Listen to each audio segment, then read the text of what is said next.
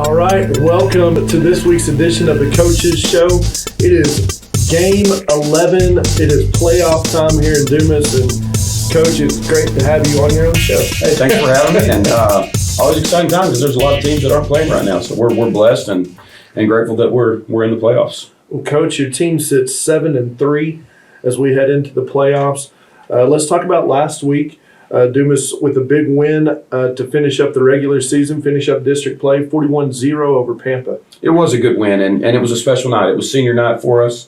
We have 14 seniors on this football team, and so that was the focus that night is just come out and execute, and let's have a great time as we play this game and celebrate and honor these seniors. This was not always the last time to play on the field, but usually is, unless you win a home flip playoff game. It's the seniors' last opportunity to play on a field and to play in front of a crowd in a community that's special to us. So it was great. It was a great game and great opportunity for us to come out, and all those kids got to play a lot too, which was really, really awesome. We talk about it this time, guaranteed games. And so again, last time you're guaranteed to play at home.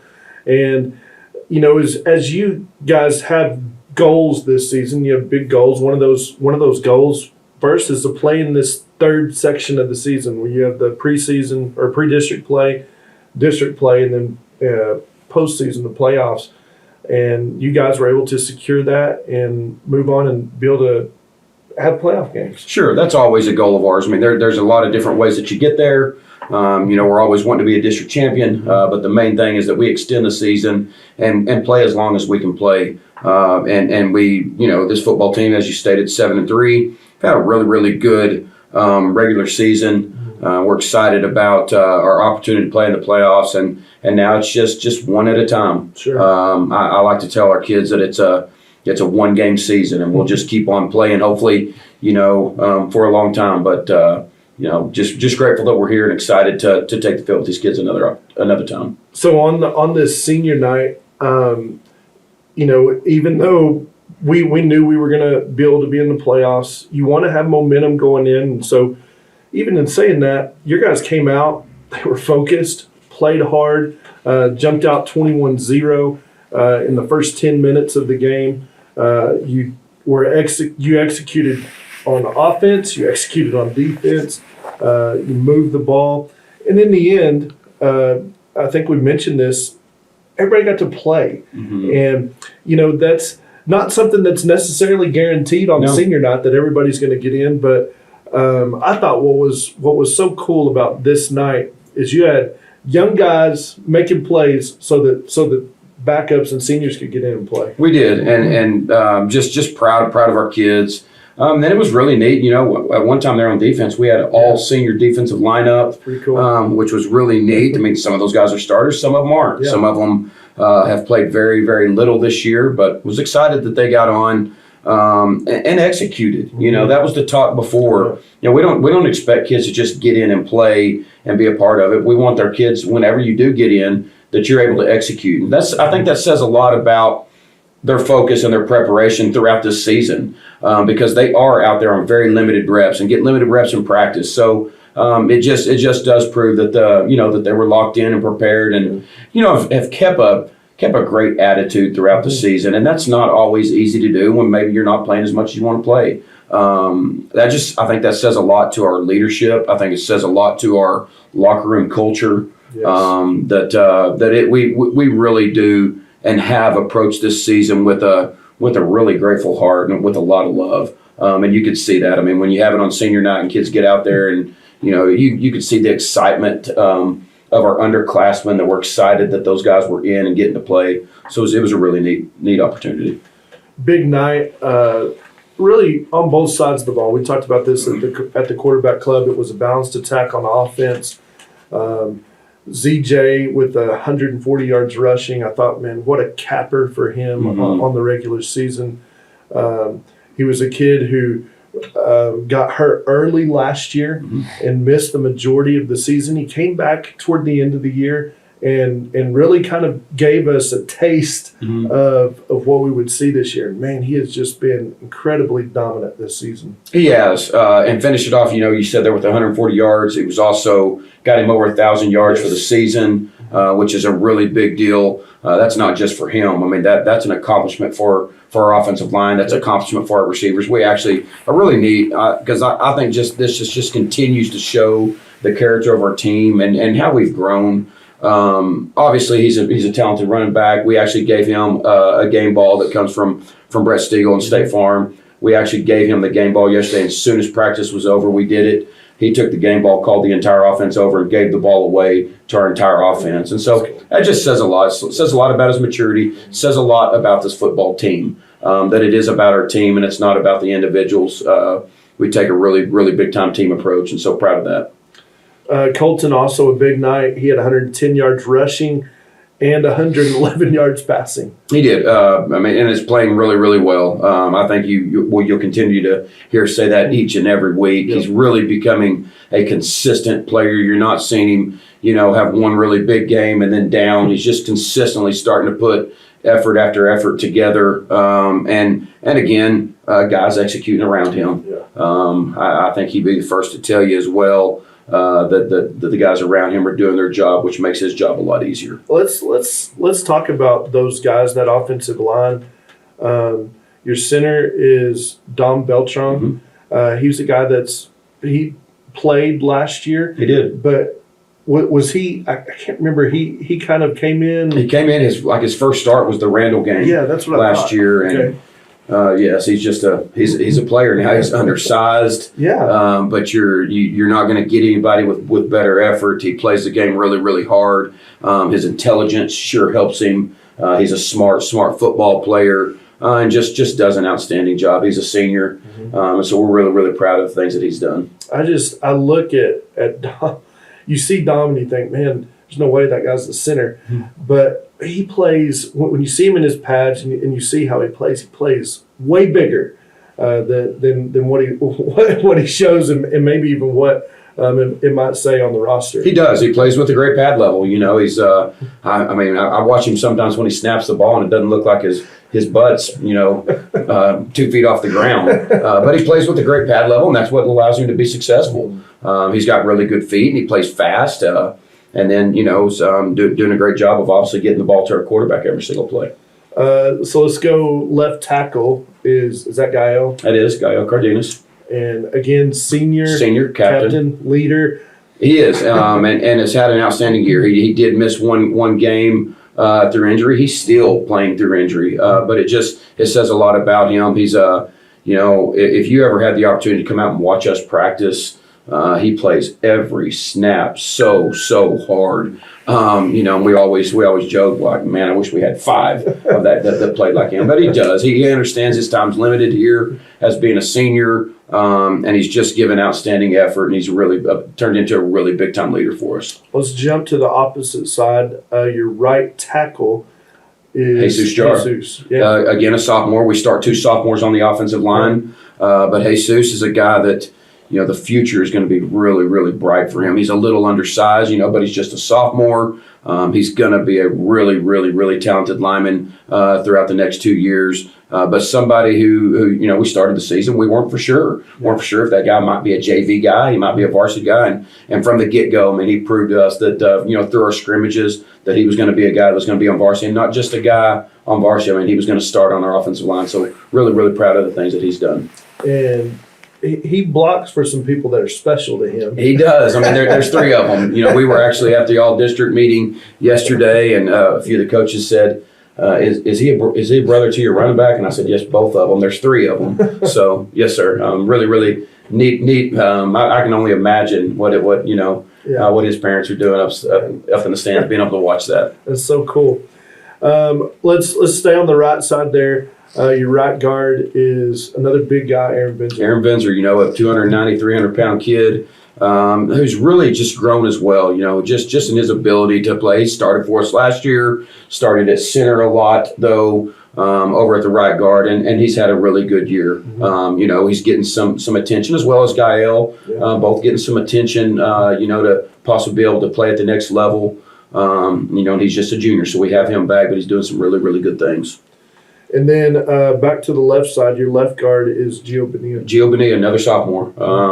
We're really, really proud of what Gio's done. Gio had an unbelievable game In the West Plains game, he was really, really just in his element, was relentless, blocking, doing really well. And again, he's just like our other sophomore. You're just going to see so much growth each and every year from him. Because a lot of times, as a sophomore, I mean, on the offensive line where strength is key, he'll get stronger, he'll get bigger, and he'll get better as he goes. But really, really proud of the things that he's done and just the maturity that he's shown as a sophomore. It's been fun, and I know that the success of this team this year, and you can look at it not just being able to rush the ball, not just being able to pass protect for Colton, but being able to pass protect where Colton can find so many different guys. When we look every game after these games, we've got a ton of different receivers that are catching the ball. Mm-hmm. And the only way that Colton can go through progressions or be able to find all these different guys is if he's got time to.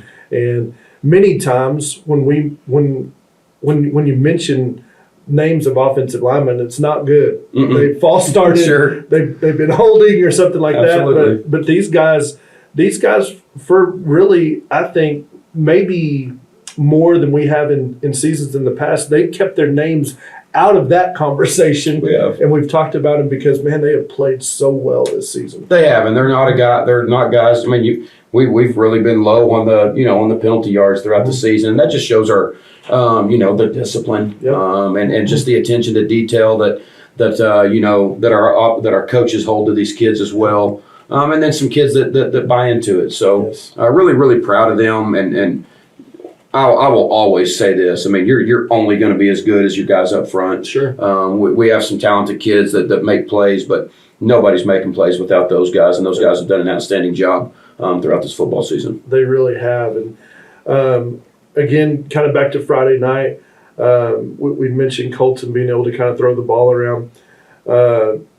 Blake has had a big season this year. It's been special, and it's getting close to being an historic career for him.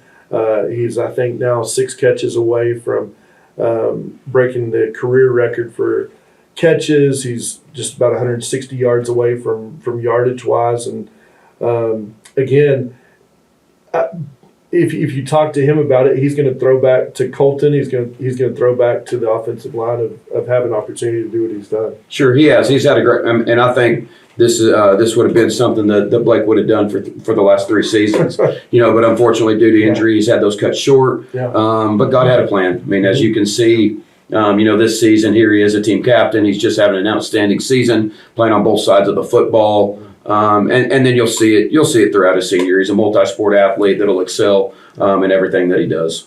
Yeah, it's been special.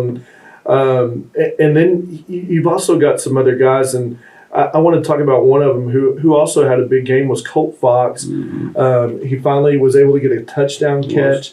And I thought it was so cool after that too. He was excited, but his teammates may have been more excited for him. That's what you're going to see this year about all of our guys.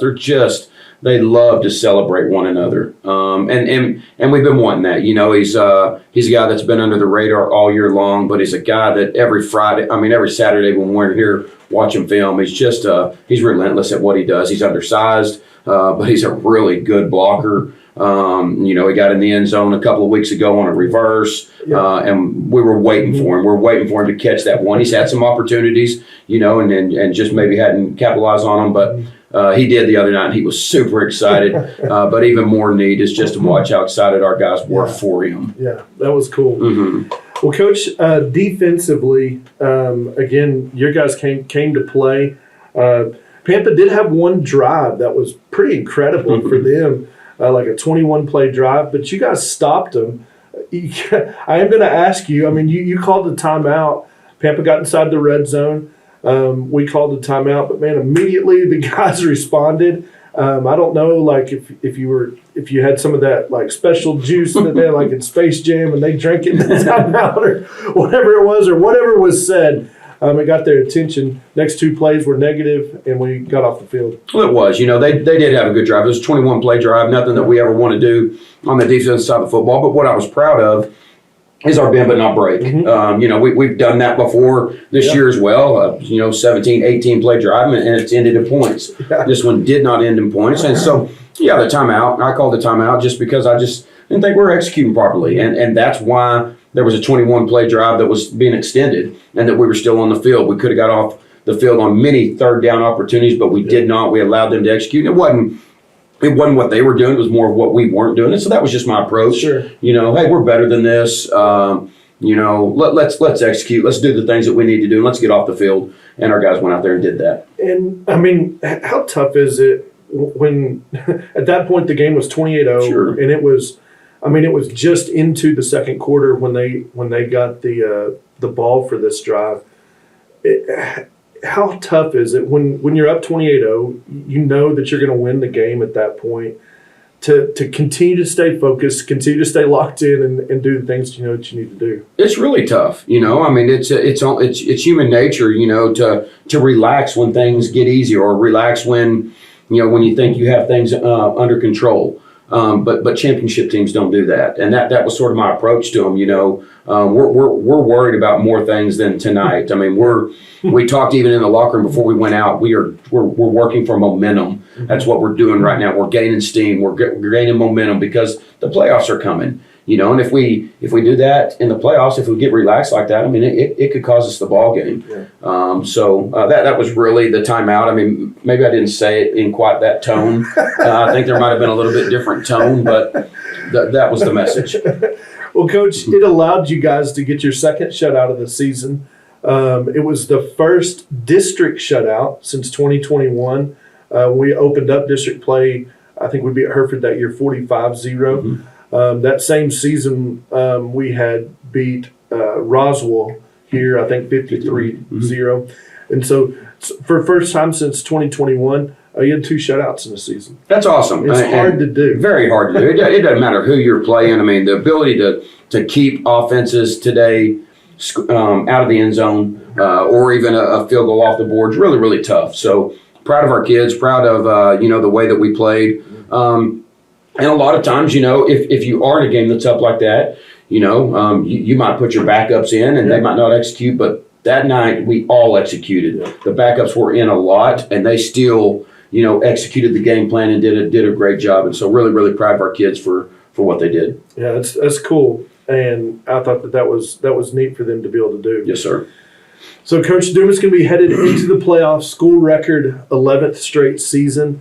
They're going to play an opponent that we've never faced before, the El Paso Riverside Rangers. They're a team that is familiar with the playoffs, a team that's familiar with traveling to West Texas, and they have an extremely talented quarterback. What else are you looking for out of tonight's opponent? Well, I mean, we're aware of who we're playing. I mean, they've got every bit of our respect. They are, a team out of El Paso that has been really, really successful in the past. I mean, they, as you stated there, they made, one year played 2 or 3 rounds deep. Yep. And so it's normal to them. As Sure. they're not used to just meeting somebody in the first round of the playoffs and being done. They're used to winning playoff games. They do have a lot of talent. They have a quarterback that's rushed for over 2,000 yards this season. Wow. We've got a 1,000-yard rusher, and we think that's pretty special. I mean, they've got a 2,000-yard rusher at the quarterback position. Yeah. So wow. They've got our respect. They've got our attention, and we understand that. And it's the playoffs. It really does not matter. I mean, everybody's going to come out, and so they're going to be prepared. They're going to be ready, and so are we. So we're excited about this. Defensively, they're going to be a 4-man front. They're not going to be, which we've seen throughout the year. They're multiple in the back end in coverage. So we're really just ready to take the field. Earn ourselves an opportunity to play another one because that's where it's at right now. One game at a time. All the focus is right here on El Paso Riverside. Well, let's kind of talk about on the defensive side of the ball.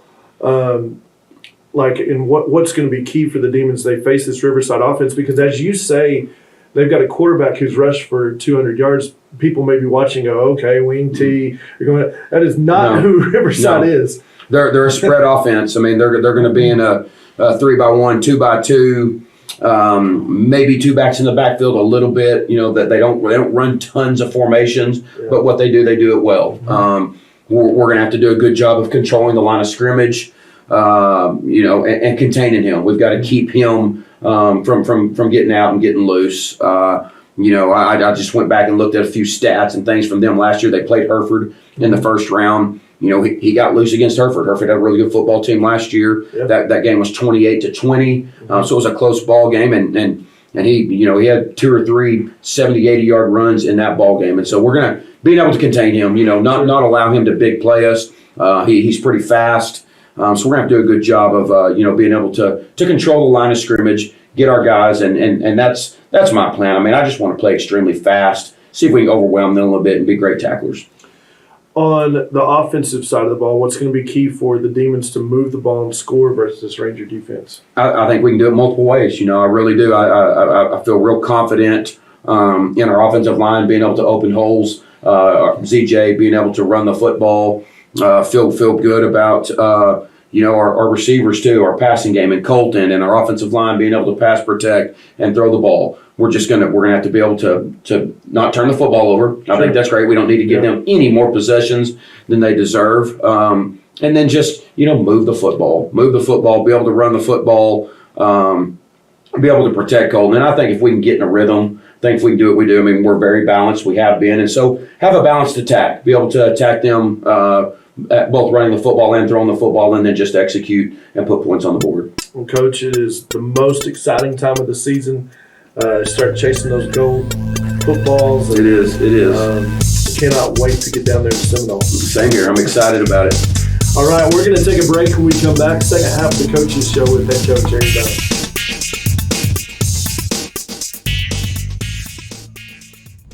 Being a Demon isn't just about football. It's about service. It's about giving back to the community that raised us. Our football team works hard on and off the field. And in the community. From community service to supporting local events. We're proud to represent Dumas. But none of this is possible without you. Your support means everything. When the stands are full, we can hear our town cheering us on. It pushes us to give our all. We've got your back, Dumas. Now we need you to have ours. Come out, show up, be loud, support your Dumas Demons. Together, we are stronger.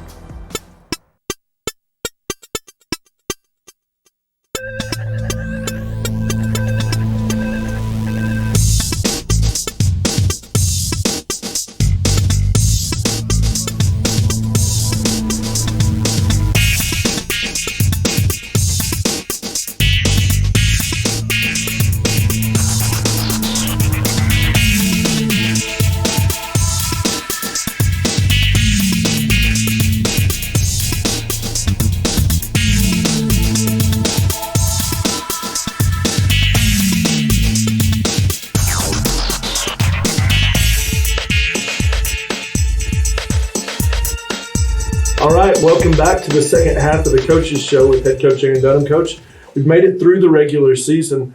Let's kind of talk about each side of the ball. What's impressed you this season as we've gotten here at the end of the regular season? Let's start with the offensive side of the ball. Sure, and I'm actually going to just sort of sum this up on both sides. Sure. What has really impressed me, because I actually just talked about it. We talked about it as a coaching staff yesterday when we walked off the field. Yeah. What has impressed me the most about this football team is just where we started in July to where we are now. Yeah.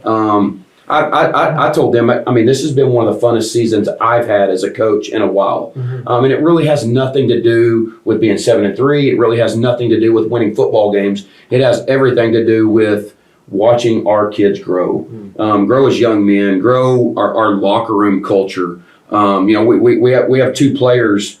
We have more than 2, but we have Coach Cox is not far removed. Yeah. We went 13-1 with him, and he said, Coach, I don't see the difference. I mean, what we have right now is exactly what we had when I left. And I said, well, that's not true. I mean, and so I'm just proud. I'm proud of our coaches. I'm proud of our kids that just understood what we needed to do at the beginning of this year, just the locker room culture that they've created, the love that they've created. And it's been a fun year just to watch kids grow. More off the field than on the field. Yeah. Just watch us. I mean, if you have anything, I wrote a little article the other day, posted on Dumas Football. It was sort of titled, "Let me tell you about our demons." Yeah. Just what I see. It's just a really, really neat deal, and it's a family. What you see on Thursday nights with our moms up here, what you see on Fridays and breakfast, team meals. It's just I don't know, it's a culture that I can't explain. And just everybody has bought into it and not wanting to see the end of it. I mean, we know the end is inevitable. I mean, it's going to come. But that's honestly what has impressed me the most about this football team is just our love for one another and how we don't talk about it, we are about it. But it's also been an intentional part from you guys as a coaching staff. It was. I mean, we sat down in July. Mm-hmm. You were part of it. I mean, we sat down. I mean, me, you, and Coach Robinson sat down, and it was just something that was heavy on my heart, and I think it was heavy on all of our hearts. That we just, we wanted to change some things. We wanted to change our culture. We wanted to change, our approach, and it was very intentional. A lot of times you get into a football season, and you get caught up, and with everything that's going on, and you talk about it, but you're not always about it. Sure. That was our approach: is that we were going to be intentional. We were going to pound some things into our kids' heads, and we were going to talk about it and be about it every single day. And we've done that, and our kids have also, it's soaked in. They've been like sponges, and they've listened to every word that comes out of our mouth, and then they go and do it. So it's been really neat. It has been remarkable. Mm-hmm. I mean, because from the moment that we sat down and talked about that in July to where we're at today, I don't know that at that point in July that we could have said, if everything goes like we want it to, and we get to, and the team responds, I don't know that we could have said, this is where we would be. Agree. I don't know either. I mean, there were a lot of question marks moving into this football season, but they've all been answered. And regardless of the amount of football games we win, Sure. I will look back on this season and know the things that we accomplished in this locker room, and you'll see it. You'll see it in other sports. These kids are going to leave here; they'll go to other sports. You'll see it. You'll see it in these kids. You'll see it 10 years from now. Yes. When these kids are starting to think of families and maybe have families. You're going to see the success that we had coming from this year. Yes, it has been really incredible to watch. It has been neat. Well, let's talk about some of the guys that have made this special. And I know that we've talked. I do want to start with your team captains because I think that those guys set the tone from that moment in July. This is how things are going to be. And it has grown from those guys. Well, let's talk about those guys because LD, I think when I talk to people about LD, they're just amazed at what that kid has been able to do. Got a little bit of experience last year, was kind of thrown into the fire. Maybe not even ready last year a little bit, but man, he responded, and he has become not only a dependable guy this year, but a guy that just says, all right, guys, let's go. This is the way it's going to be. And he plays tough. He has, and he wouldn't be embarrassed of me telling this. I mean, when that kid was a sophomore, he was not, exactly what we were looking for. He wasn't a committed guy. He missed a lot. He did those things, and so those are the stories that we're looking at from this game. I mean, I know how sports has changed, and NIL and all those things have really. It's still pure. It's still pure here, at least in Texas. NIL has even entered into many high school programs, but it's still pure here. And so just being able to see him grow, see how he's matured, see how he's become extremely dependable, accountable, and there's a reason why he's a leader. You can watch him be successful on the field too. I think he plays above his talents and his abilities. But he does that because he's been committed. He's worked really, really hard in the weight room. I've got our captains on a group text, and we group text and we talk. But I watched them in July. I watched these guys. We had a meeting up here, and then I watched them go out on their own and start doing it, which isn't easy. It's really easy to be called a captain, but it's not always easy to be a captain because you have to call people out. And that was one of our focuses too this year is be able to be led.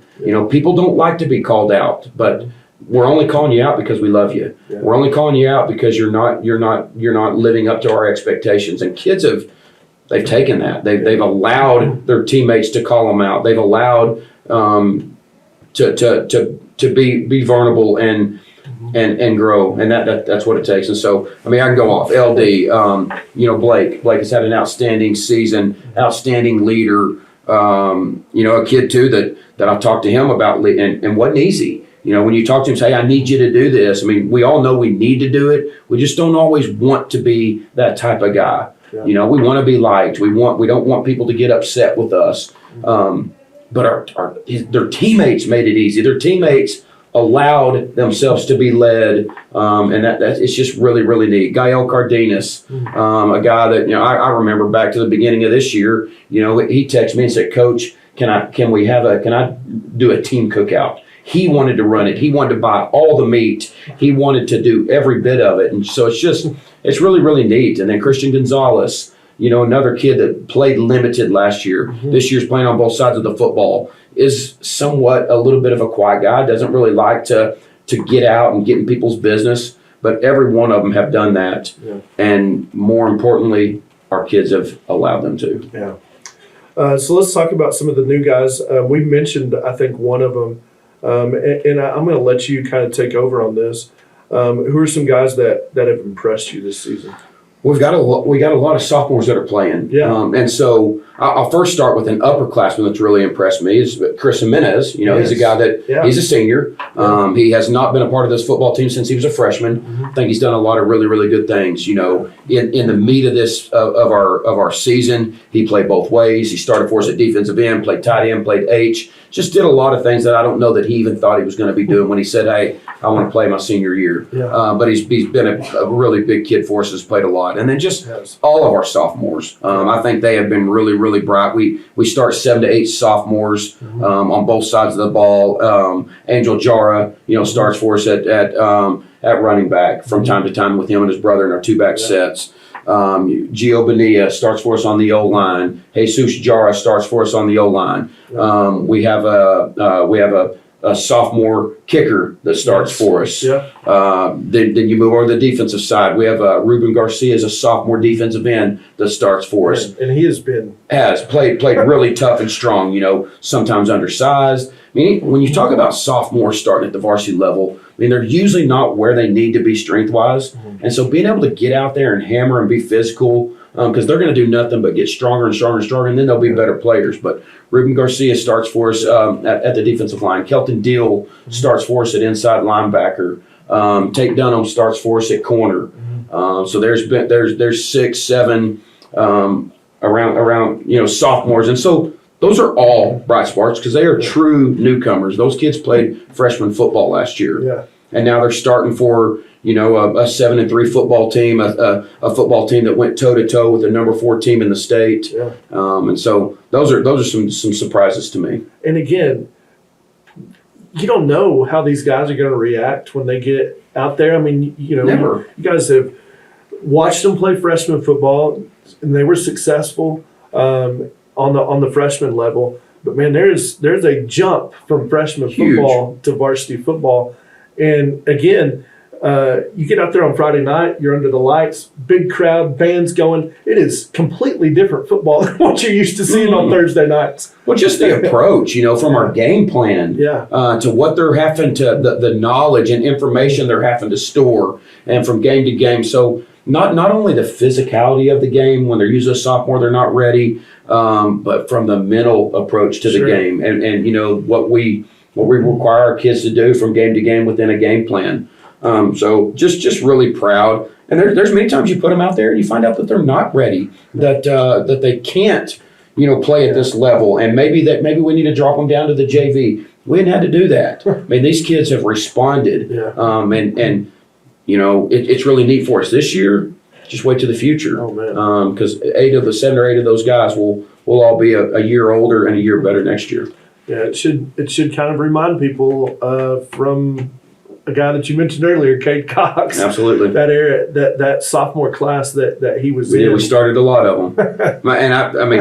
My dad now, who now is in the nursing home here because of a massive stroke, but Dad was an old coach, and I remember that year when all those guys started, he said, "Yeah, usually you take a loss for every sophomore that you start." And I said, "Well, I hope not. Not doing hardly any games." That year I think we started 8 sophomores or something like that, and here we are 7 to 8. again. So really excited. Yeah, it's. I think it's going to be fun over the next few years with these guys. But Coach, just to kind of connect everything together, when you're able to get into the playoffs, obviously expand the roster.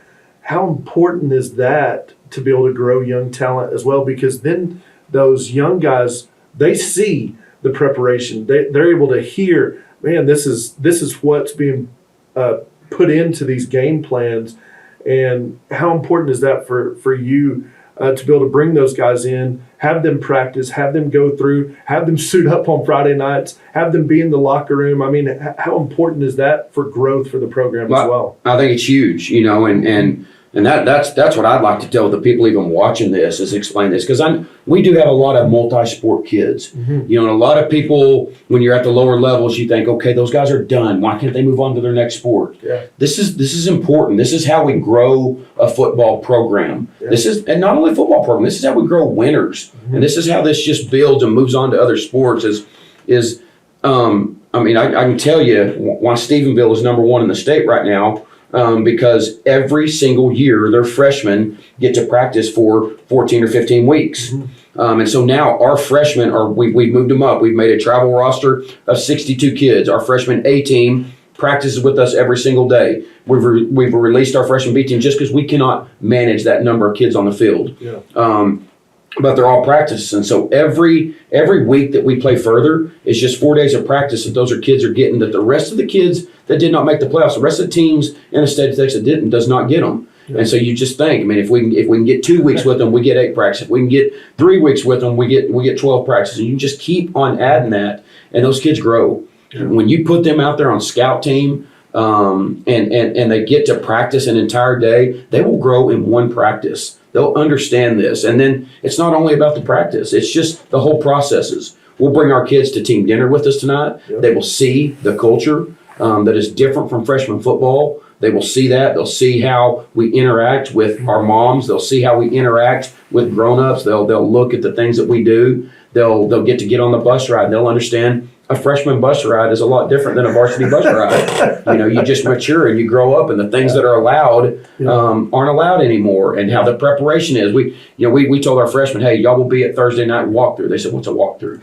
I said, it's just what we do at the varsity level. Like, watch it. Like, you'll come and you'll grow. Then they'll get to put on their uniform, and they'll get to go through our Friday processes. Just every process that we go through at the varsity level is foreign to some of these kids because we don't always do it at the lower levels. Yeah. And so every bit of experience that they're getting as far as how they travel on a bus, what they do in a walkthrough, how they get dressed in their uniform, what happens on the sidelines, it's always just a step up. And so anytime that we can get these kids the experience, it's growing our football program. And kids are going to understand that, hey, we don't quit in 10 weeks. Sure. Football is designed for 16 weeks, not 10. That's right. So, well, and just to kind of put this again in perspective for people watching, let's say you do that 2 to 3 times every year, 2 to 3 times every year, 2 to 3 times every year. Adds up. When that kid is a senior, instead of him playing 4 seasons, he would have actually played 5. Absolutely. And so, it does so much for your program being able to move forward and play those extra weeks. And it won't only do it for your football program. That's right. It will expand to the other ones. It creates a culture. It creates a winning environment. It creates a winning mindset. It just takes that over. So when football is over, I understand some of these other sports have started, but what you will gain from this and take to that other team, I think, are I don't think you can gain that any other way besides doing it. Yeah. So, agreed. Well, let's. It's an exciting time. Let's start talking about some of these playoff games. Mm-hmm. We're just going to talk about 3, and then we're going to dive into Region 1, Class 4A, Division 1. Let's talk about some of our opponents and some of these games that are going on. First one's El Paso Hanks at Palo Duro. This game is not only important because it's a team that we scrimmaged in Palo Duro. Paso Hanks, somebody we're going to see next year. We are. I've talked with their athletic directors a little bit out there in El Paso, and we've penciled in El Paso Hanks for opening week game next 2 years as we are in realignment year. So I'm interested in this to be able to see that a little bit, and then just really the unbelievable year that Coach Mims and the Palo Duro Dons have had. really, really neat what they're doing, and so excited to watch them blow. Yeah, for sure. The next one, Coach Hernandez, Perryton traveling to Plainview to play Midland Greenwood, a really good Midland Greenwood. In fact, I saw that some people have picked Midland Greenwood as a possible team to win it all. I could see it. I mean, they're playing really good football right now, and so. But again, I think Coach Hernandez will have those guys ready. They're tough. I mean, they've showed that they can really, really put some points on the board offensively, and so excited about this game. And I know the Rangers will play really, really tough. Well, you're talking about a movie being made of a season. Your brother has had an incredible ride over the past week, an emotional ride for him. But they did some things last week that I don't know that could have been scripted. Being able to make the playoffs was just a feat for this team. They'll travel to El Paso, El Dorado to play in their first playoff game. But, man, as excited as I was for our guys to be able to make the playoffs, man, I was tied to my phone last Friday night to find out if Amarillo, Ohio was going to win a coin flip in Plainview at a gas station, and they did, and, man, they're in the playoffs. It was a pretty neat story, and I mean, if you know, I mean, you can watch all the things that were going on there, but I'd be real careful. I mean, you've got a pretty inspired football team right now. When you get a bunch of coaches and a bunch of kids that are pretty inspired, they're hard to beat, and I think these guys could really, really get on a run here in the playoffs and really do a lot of damage. Obviously, as you look at them and their record, they're really an 8-2 football team. They're sitting here 2-8. Might be the best 2-8 football team in the state of Texas. So I'd be careful. I mean, they're playing really, really inspired, and they just had a different outlook. What's really, really, really neat about this is, you know, never do you want the circumstances that has went on, but what it has done is it's allowed them to have a different perspective. Everybody, from the coaching staff to the parents to the kids. They have a different lens now. They're looking through something a little bit different. You know, there was something that at one point might be taken from them, and now here they are. So be careful. They're pretty inspired. Definitely. So let's go to Division I, 4A Region 1. So the way the playoffs work, there is 16 districts in each classification. 4 teams make the playoffs. The regions are split into 4 districts, 4 teams in each district. So 16 teams in your regional bracket, 8 games. I did some research and looking at, you take the 4 regions, you look at kind of where teams travel and how teams play. Region 1, there's nothing like Region 1. In the distance between teams, the distance of travel, that's done in Region 1. Let's just take, for instance, I'm going to go down, and this is the distance between schools in Region 1. 340 miles, 150 miles, 340 miles, 137 miles, 277, 348, 314, and 380. That's us. That's us. We take it. We're the 380. Now, this is Region 2. 19, 39, 27, 79, 46, 93, and 33. It's just we live in a different spot out here. We do, and you know, but we're very familiar to this. I mean, you could even go back to, you know, stuff that's not UIL, even what we do in the summer. That's right. When we make the state 7-on-7 tournament, I mean, we are always the team that's traveling the furthest. Yeah. And so we no stranger to that. We're excited about the opportunity, and I think we'd drive anywhere to play somebody and give these guys another opportunity to play. I'm with you, Coach. So El Paso Ysleta versus Canyon. They're on the top side of this bracket. They're playing at Denver City on Thursday night. It's interesting. You know, I've seen them on film just due to the fact that they play Riverside. Ysleta's, you know, is putting some points on the board. Offensively, they can move the football really well. I think the question is, are they going to be able to stop, you know, Canyon and the Canyon's ability to pound and run the football? That I think that'll be the question mark right there, because, you know, Ysleta and Riverside were in a 61-50 ball game not too long ago, a couple of weeks ago. So interesting. The next game is Brownwood versus Big Spring. They're playing at Abilene Christian. Yeah, a Brownwood team that has just it's sort of been up and down a little bit. I do think they're playing better football right now, tradition-rich football team. So interested to see this. West Plains will play El Paso Irvin at Seminole on Thursday night. So they'll be playing the same venue that the Demons are playing in just the night before. Yeah, I think Irvin's got a tall task in front of them. Yeah. West Plains is on a roll right now, playing really good football, and so I think they'll have a real difficult time against West Plains. I agree. San Angelo Lakeview's had a really good season this year. They'll play Lampasas in a home game at San Angelo Stadium. I think that'll definitely give them some excitement being able to play at home. I think they're like 8-2. I think something like that. So that is a very, very great record for those guys, and almost a pretty fairy tale season for them. So no telling what'll happen in this. Yeah, and Lampasas is a team that we were familiar with from last year. They lost some people, but they're still strong. Sure, absolutely. Andrews playing Burnett. That game also at San Angelo. It'll be on Friday night. Andrews every time. They have a little difficult offense or different offense than many of these people have seen, and so I'm interested to see if that might be a challenge for Burnett early. Yeah. But again, I think this is a toss-up. I think either one of these guys could win. Randall is going to travel further than anybody to play their game this weekend. Randall is going to play El Paso Austin. They're playing in Wink. Well, if you're looking for a great stadium and great facilities, Wink has that. I think Wink just tore down a brand new stadium to build another brand new stadium. So really, really good facilities. I'm sure that's why they're playing out there. Yeah. But El Paso, two teams that we are familiar with. We played El Paso Austin a few times. I think actually probably the last 4 seasons or last 3 seasons for sure. So, but again, I think they're up against a pretty tall task against Randall as well.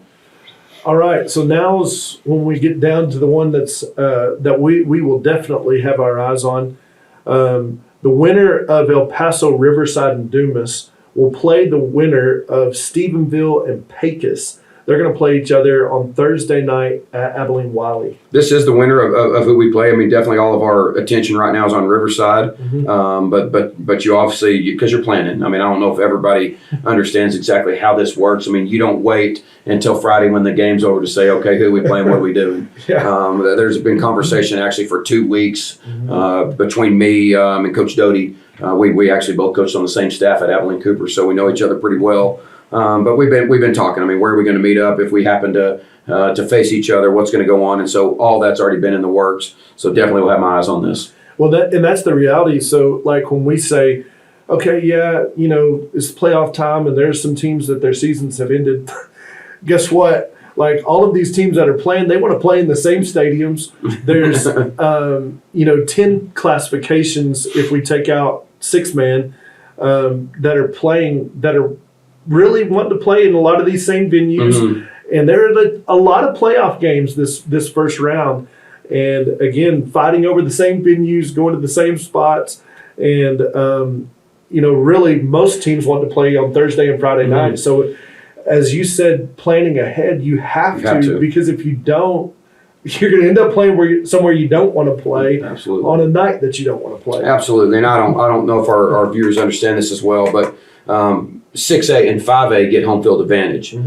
So the top 2 teams get to play at home, and those are the stadiums that we usually play in. Yeah. When we look for playoff Amarillo, venues, Lubbock, Odessa, Midland. We're looking for all of those games, and they have their own schools playing at those games, so nobody can get those. So now you start rushing to the smaller classifications, and if you don't get on it fast, you'll be so a lot.